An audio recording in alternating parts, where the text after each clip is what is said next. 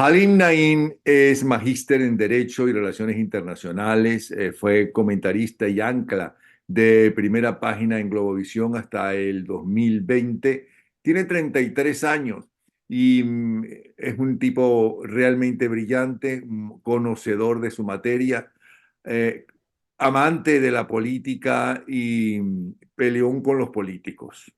Vamos a ver qué vive en Venezuela y vamos a ver cómo él ve qué está pasando en el país. En un país que, por cierto, tuvo hoy manifestaciones no solamente de los trabajadores de la docencia, sino de los trabajadores en general, de la salud, etcétera. El mismo día que Maduro le ofreció al país su memoria y cuentos, como ya se dice, que son cuentos en lugar de memoria y cuentas, y anunció, entre otras cosas, que el gobierno nacional aumentó el bono integral de los trabajadores en $100 indexados, resaltó que el país dejó de percibir por el bloqueo 642 mil millones de dólares hasta el 2022, es decir, que al pueblo venezolano y al pueblo de cualquier país del mundo lo que le interesa es vivir mejor, que sus hijos vivan mejor que ellos, que estudien más que ellos, que tengan esperanza. No conviene un bloqueo, no conviene ese tipo de gobierno, porque entonces, según ellos, los bloquean. La gente no se muere por algo que ya murió, que es el marxismo. Los maestros en su día protestaron. Hay 1.130 migrantes venezolanos que ingresaron a Honduras en la primera semana de enero. Y por otro lado, se habla de los médicos. Según la Federación Médica, más de 42.000 médicos se han ido del país. Y hay que ver cómo son los médicos venezolanos comparado con buena parte de los médicos del resto del mundo. Los médicos venezolanos no tienen clientes, sino tienen pacientes, que es una enorme diferencia. Bueno, Jalín, ¿qué está pasando en Venezuela? ¿Cómo ves la situación? Te escuchamos. Qué compromiso, Napoleón. Después de esa introducción, es un compromiso porque además nos pusiste en contexto de manera magistral. Yo sí estoy en Venezuela, estoy en el país que hoy goza de la fuga de cerebros más grande del mundo.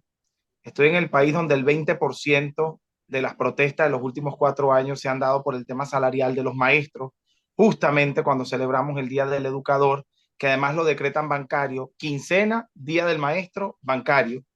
Eso también es importante que lo tengamos en cuenta. No basta con lo duro que han sido con los maestros, sino que además el Día del Maestro, que es un día además de cobrar porque es 15 de enero, lo decretan bancario y se rinde una memoria y cuenta donde no aumentan el salario. Y es importante que tengamos en cuenta que el salario no fue aumentado.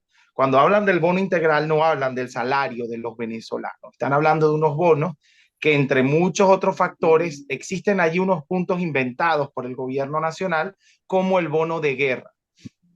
Bueno, Esos perdona que te bonos, interrumpa. Mario Veroes escribe: no hay aumento del salario mínimo, los pensionados siguen sin ticket y siguen con su ínfima pensión. El aumento en un bono es para funcionarios públicos y apenas un mínimo ajuste del cesta ticket para los trabajadores del sector privado. eso es correcto. Por ejemplo, el bono de guerra no lo gana un empleado privado, lo gana solamente el empleado público y el que lo gana. ¿Ok? Ahora yo pregunto, ¿y los jubilados y pensionados cómo hacen? ¿Por qué no los mencionan? Van dos aumentos de bono, no de salario, y no son dos aumentos, porque es que el anterior ni siquiera fue un aumento. Le redujeron los bonos, pero la gente creyó que se lo aumentaron porque les hablaron solamente del aumento. Pero si yo te subo 40% en uno de los puntos de ese bono integral de los trabajadores, pero te resto 42% en otro de los puntos, yo realmente te estoy disminuyendo la cantidad de dinero que vas a percibir y en ningún momento te estoy tocando el salario. Entonces, Venezuela se ha convertido en un país donde el trabajador recibe dádivas del gobierno. El gobierno en ningún momento está apelando al mérito del trabajador. Está actuando como un dador de dádivas y el pueblo se está convirtiendo en un pueblo que está recibiendo limosnas de un gobierno que no sabe qué pataletas dar para salir de la profunda crisis económica, política y social en la que está sumergido. ¿Y por qué digo que son dádivas? La gran pregunta que nos hacemos los venezolanos hoy en día es, ¿a qué se refieren con el bono de guerra? ¿Es que acaso previo al 2015 no había problemas salariales por los maestros? ¿O es que acaso previo al 2015 las enfermeras no se quejaban por el tema salarial? ¿O es que acaso previo al 2015 se cubría la canasta alimentaria venezolana? ¿Cuándo comienza las supuestas sanciones o la supuesta guerra económica a la que hace alusión el gobierno nacional? Comienza posterior al 2015. Y previo a ese 2015, ¿qué pasaba con el salario de los venezolanos? Y previo al 2015, ¿qué pasaba, por ejemplo, con un barril de petróleo superior a los $120 por barril? ¿Qué pasó con ese dinero? ¿Qué pasó con la cantidad de empresas que prestaban servicio a PDVSA que fueron confiscadas por el gobierno venezolano? Todas fueron confiscadas por el gobierno venezolano en su momento. Eso sí era una guerra del gobierno contra el pueblo. Allí sí debía haber una bonificación. Yo vivo en un país donde el mérito no prela, donde la meritocracia no existe y donde definitivamente quieren acostumbrar al pueblo a la dádiva, porque mientras más pobre es el pueblo, más poderoso soy yo como gobierno. Pero Y esa es espérate, la no, realidad no del país pierdas hoy. las esperanzas, no pierdas las esperanzas, porque, No, es el país en el que ya vivo. va, espérate, no pierdas las esperanzas, porque Maduro anunció que a pesar del bloqueo hay futuro, porque Alex Saad va a ser el presidente del Centro de Investigaciones Productivas. Sí, correcto. Y además nos va a cuidar el dinero a los venezolanos, así mismo. Entonces, otro de los factores del país donde vivo es el país donde el inocente está tras las rejas y el corrupto o el delincuente ejerce cargos públicos. Así mismo como te lo digo, Napoleón. Y si lamentablemente se demuestra que eres corrupto o que eres delincuente, te damos una embajada para que te quedes tranquilo y nadie te persiga porque gozas de la inmunidad diplomática. Entonces yo quisiera ver de verdad dónde están las mejoras de ese país al que tanto aluden algunas personas que no quiero que pierdan las esperanzas, que no quiero que sean negativos, porque yo todavía sigo en Venezuela, yo quiero seguir en Venezuela, yo quiero seguir aportando mucho al país, pero definitivamente yo no puedo engañar al mundo diciendo que este país mejora cuando hoy estamos viendo en las calles cómo una cantidad de maestros se han abocado. Se estiman más de 1.000 protestas anuales en los últimos 4 años por parte de los maestros. Eso es un país que ha mejorado. Yo vivo en un país donde todo el mundo quiere el mejor educador para su hijo, pero nadie quiere que su hijo estudie educación. ¿Y por qué? ¿Por qué la carrera que debería ser mejor remunerada, que es la de los maestros, hoy es la peor remunerada?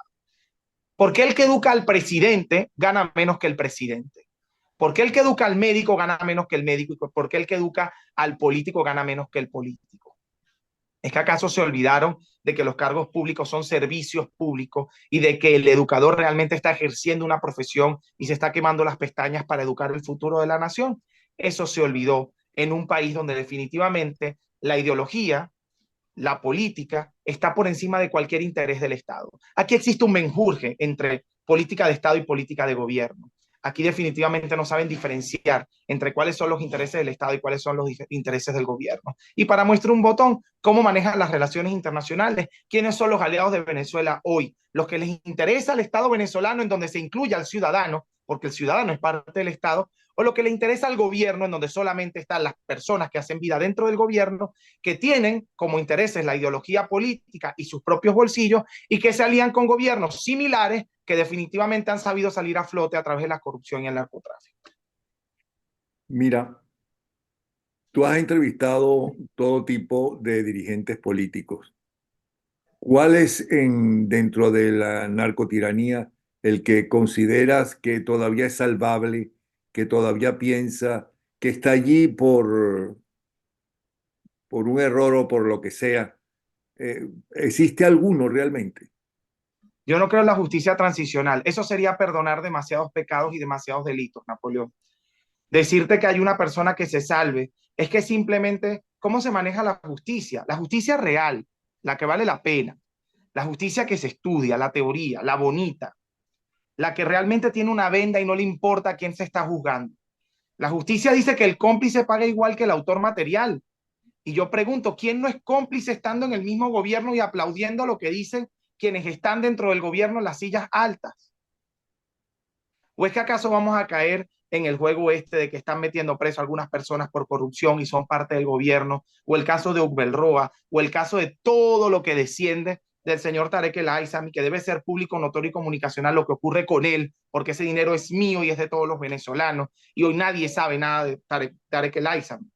Entonces vamos a caer en que el gran héroe en contra de la corrupción es Tarek William Saab, cuando estando él dentro del gobierno del Estado Anzoátegui también tuvo denuncias, también tuvo algún tipo de vinculación con Paraqueima, el alcalde del Tigre, que después lo meten preso por asuntos que realmente la gente no entendió y que definitivamente estando él en la Fiscalía General de la República no se abre una investigación hacia él mismo. ¿Qué pasó con el principio de noticia crimen que tú y yo como periodistas conocemos profundamente y que sabemos que históricamente cuando un periodista o en el programa de algún periodista se hace alusión a algún tipo de delito o a la presunción de un delito, se abre una investigación de oficio por noticia crimen? ¿Qué pasa con la noticia crimen en Venezuela? ¿Qué investigaciones de oficio se han abierto por mi programa, por ejemplo, en donde tantas denuncias han hecho algunos dirigentes de oposición, incluso algunos de las filas del chavismo?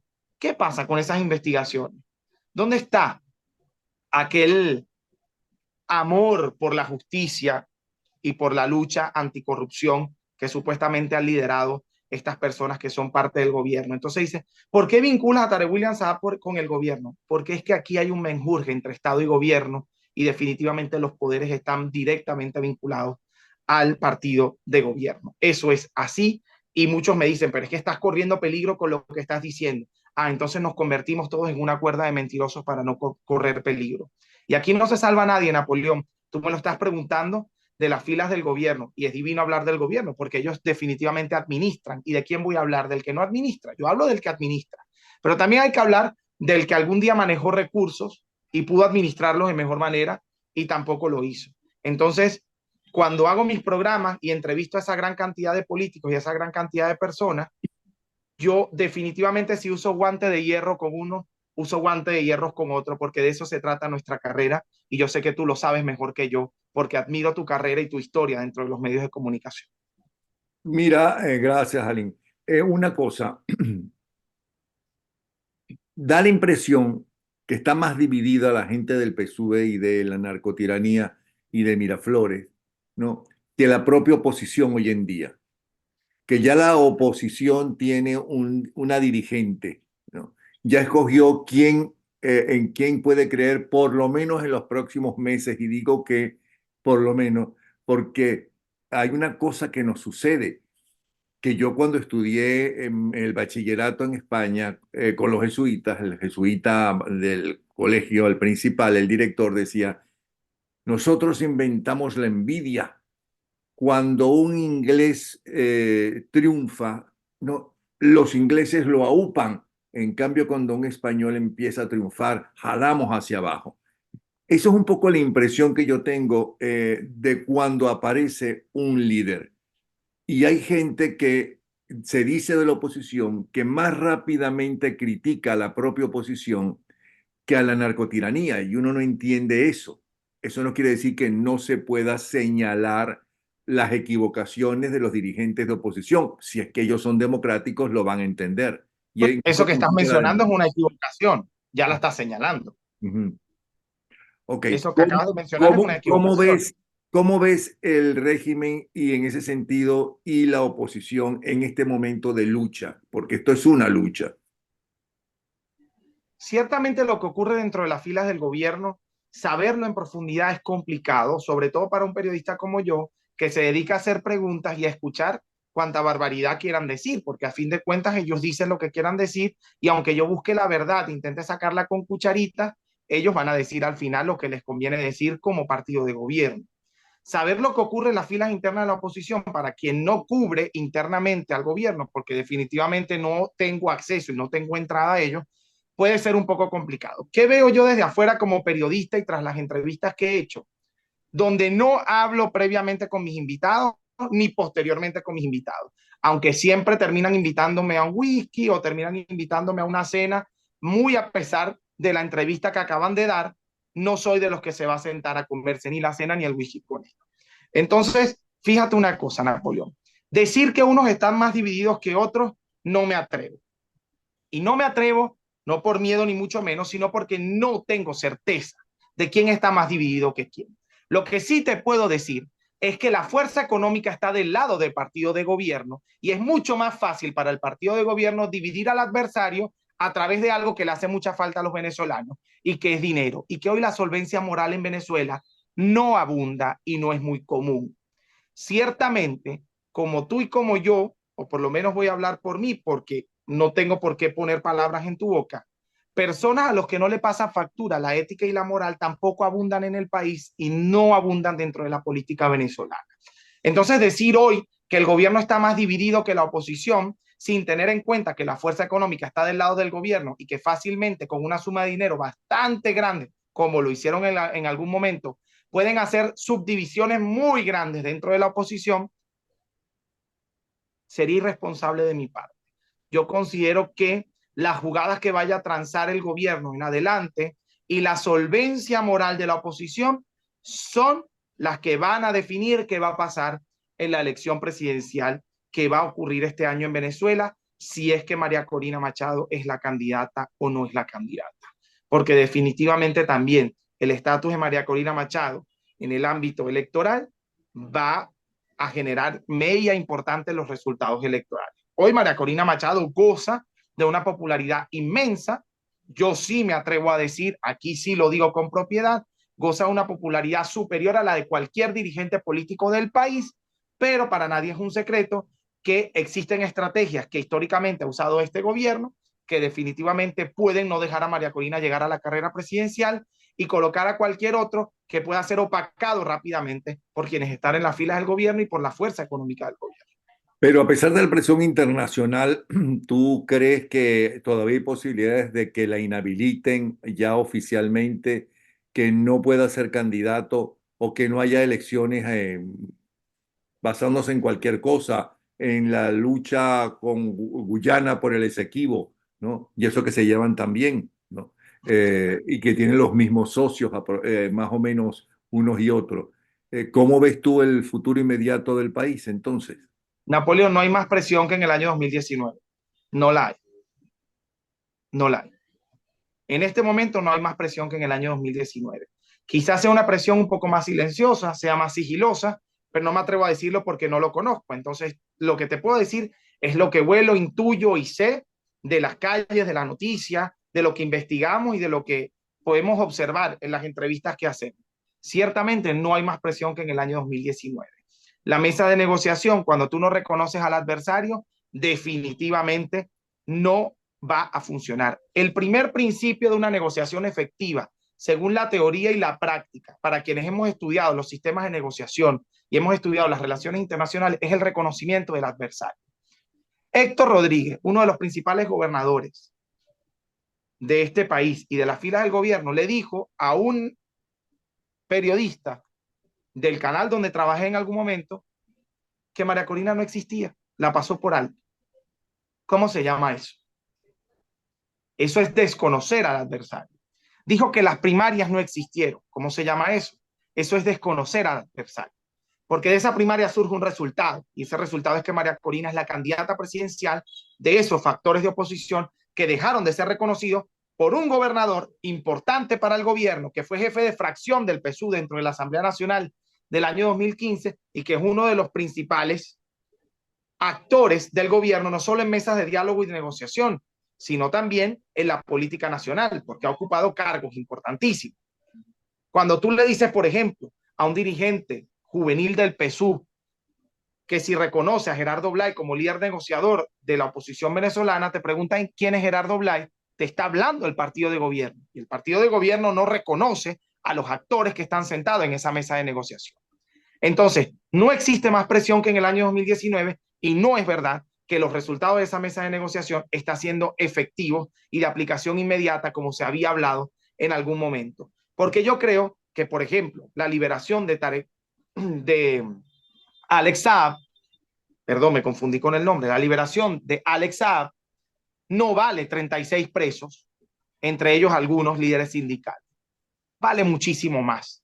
Y yo creo que en esa transacción la oposición venezolana falló y Estados Unidos lógicamente defendió sus intereses porque los norteamericanos que estaban acá detenidos ya están libres Y así funcionan las relaciones internacionales, a través de intereses. Y definitivamente Joe Biden y su administración defendieron sus intereses, sacaron a los norteamericanos que estaban detenidos y entregaron a Alex Saab.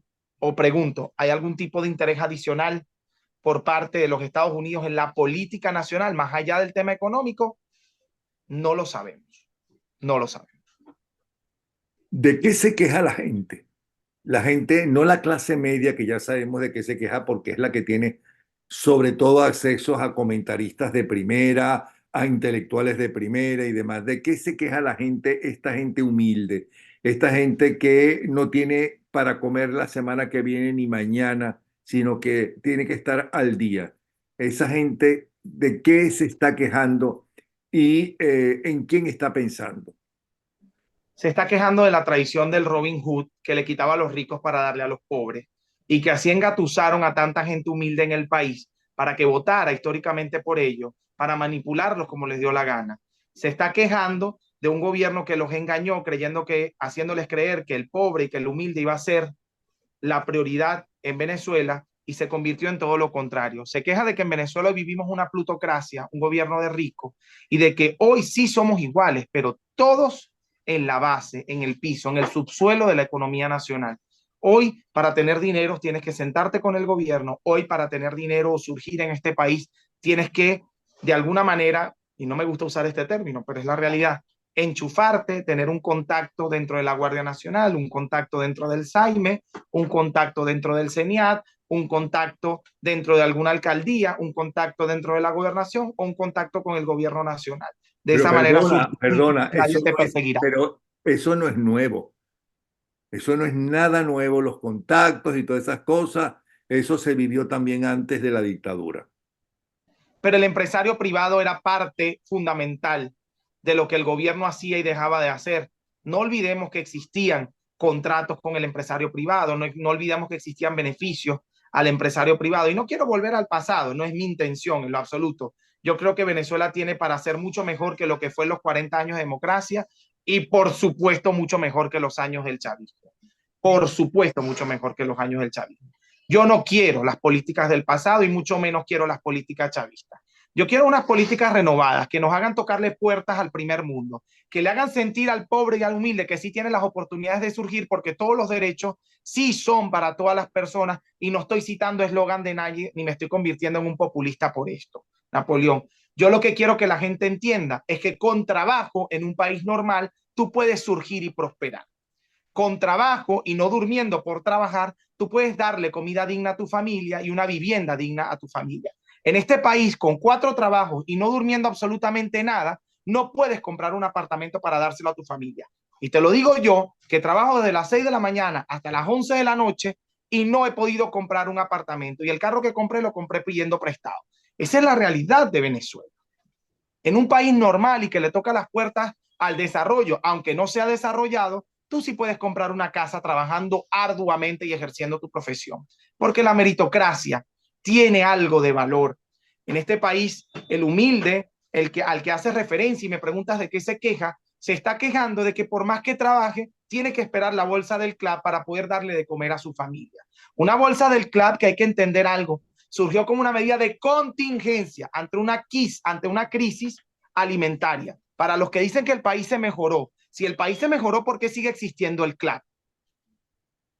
Eso es una gran pregunta que ¿Y debemos por qué hacer. se sigue yendo la gente y arriesgando su vida yéndose del Si el país? país se mejoró, por ejemplo, ¿por qué no mejor apelar a que el venezolano tenga dinero en su bolsillo para comprar en el supermercado el precio que sea la comida para su hogar y no esperar una dádiva mensual por parte del gobierno en donde te vienen harinas de mala calidad, productos de mala calidad para empobrecer aún más al pueblo y hacerlo aún más dependiente? Se llama dependencia del gobierno y eso es algo necesario para los gobiernos totalitarios porque empiezan a depender aún más de ellos y ellos se convierten en aún más poderosos. El 14 de enero se cumplió un año más de la muerte de Carlos Rangel y presenté una grabación que él hiciera allá en los años 70, donde hablaba de lo que iba a pasar en el país si seguíamos como seguíamos, pero hablaba de una cosa que aunque la palabra está muy prostituida últimamente, que es revolución, Él hablaba de la auténtica revolución, de una revolución que el país necesitaba, una revolución capitalista. ¿Tú crees eso? Yo creo que definitivamente hay que revertir el sistema, hay que revertir el modelo. La única manera de poder hacerle frente a un sistema radical de atraso es un sistema radical de avance. Y un sistema radical de avance pasa por entender que el capital es fundamental para el avance de la nación. Un sistema radical para contrarrestar este atraso al que nos han sometido durante 24 años también contempla que el empresario privado debe ser la prioridad, que el empleo debe ser para los venezolanos y que el salario debe ser digno. Pero ¿cómo un empresario privado otorga salarios dignos cuando tienes un Estado presionando tu cuello todo el día para que hagas lo que le dé la gana en beneficio de un gobierno? Porque es que definitivamente no se trata de una política de Estado, es una política de gobierno que está mezclando todos los asuntos como que si fueran de un solo partido. Y aquí lo que no beneficia al partido del gobierno no conviene. Entonces yo pregunto, ¿cómo contrarrestamos un sistema como el que tenemos, sino con un sistema radical contrario? Hoy el sistema que tenemos es un radicalismo total hacia la pobreza, es un radicalismo total hacia la miseria, es un radicalismo total hacia la plutocracia, un gobierno de ricos. Hoy son ricos solo los del gobierno.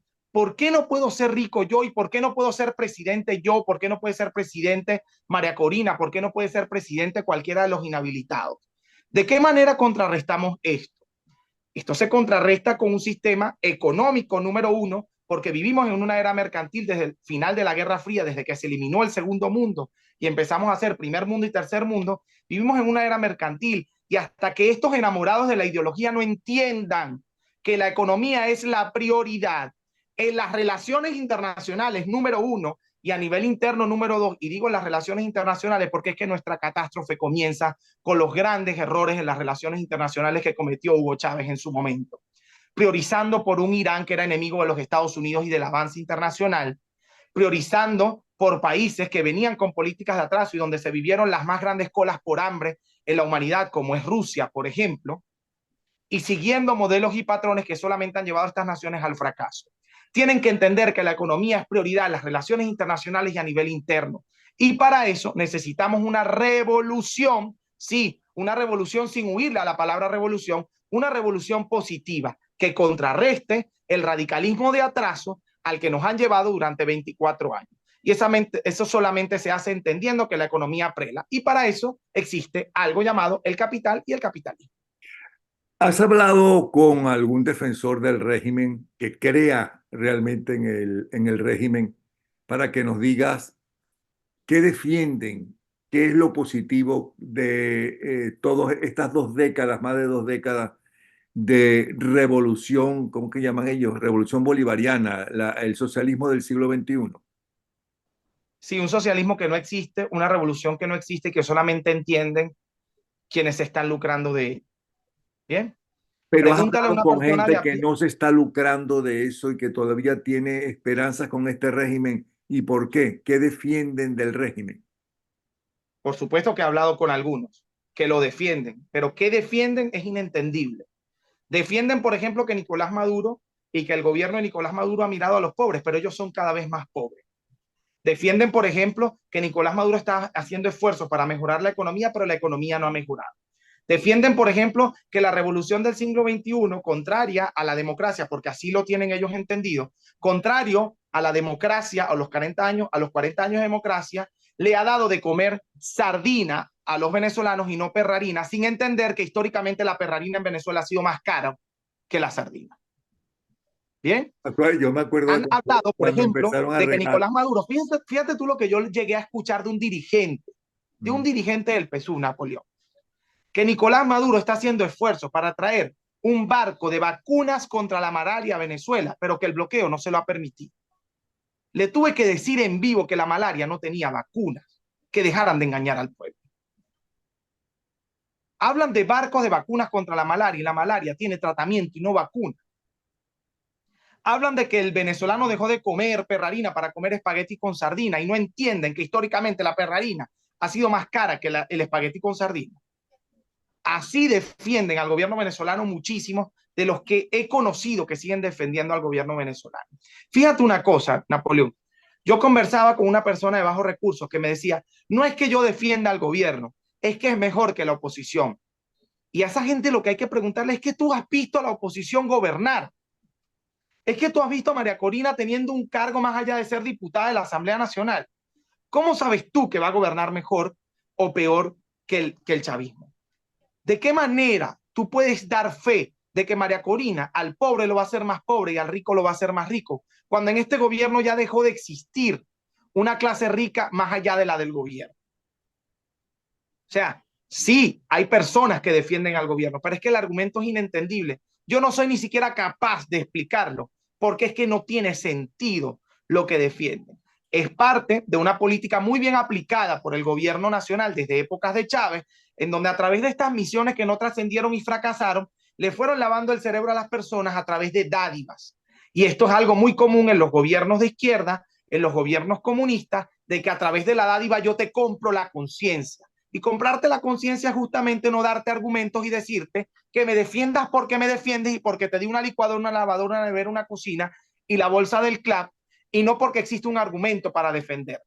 Y eso es un argumento ciego y lamentablemente estamos siendo esclavos de la ignorancia de un pueblo que ha elegido mal, porque no existen argumentos para defender al gobierno, pero existen votos porque días antes te regalé lo que te tenía que regalar y lo que te prometí hace 5 años que te iba a regalar, te lo regalé 5 años después, justo antes de la elección. Pero esos votos, ¿dónde están? Porque han tenido que hacer mucha trampa para que ganen ellos. Ok, es decir, ellos no ganan. Chávez ganó una sola vez, ganó en las primeras votaciones, después no volvió a ganar nunca más.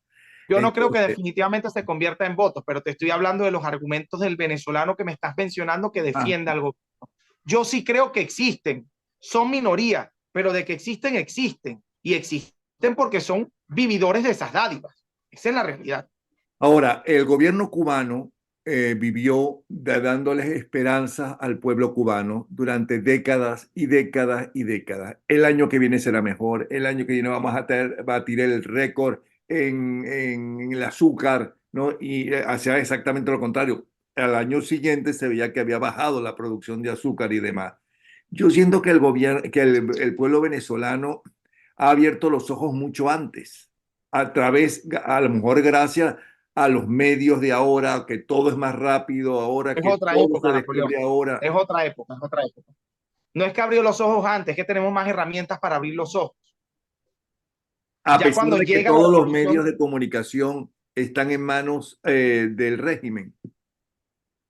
repite la pregunta que no escuché. A pesar de que todos los medios de comunicación están de las manos del régimen, no solamente los de directamente los que maneja el régimen, sino los privados que no pueden decir lo que evidentemente sienten sus dueños, porque si no les quitan la emisora. Mira, Napoleón, afortunadamente todavía en Venezuela existen periodistas que hacen el trabajo y con mucho riesgo, con mucha dedicación, mucho empeño, muy a pesar de estar en algún medio que es genuflexo ante las peticiones del régimen, estamos haciendo lo que debemos hacer. Yo hasta hace nada, y te lo digo por acá, trabajé en Canal I, el canal de Wilmer Ruperti, ¿sí? Trabajé menos de un año porque no soportaron que un periodista usara su pantalla para decir las verdades como yo las decía o preguntar como yo preguntaba. Pero usé 9 meses de mi vida y de mi tiempo para decirle a la gente que me veía a través del canal o a través de las redes sociales lo que yo sabía que tenía que decirle y lo que mi código de ética me exigía que tenía que decirle, porque tengo un compromiso con los ciudadanos de Venezuela, porque mi carrera es comunicación social y el carácter social de mi carrera no me lo quita nadie. Bien, afortunadamente existimos periodistas que queremos hacer el trabajo más allá de los medios en los que estemos, de los medios que existan o dejen de existir en el país. Hoy ya no estoy en ese medio, yo no lo he anunciado, no lo he hecho público, pero la excusa del béisbol hizo que me sacaran del aire y tiempo después me dijeron que ya no volvía al aire.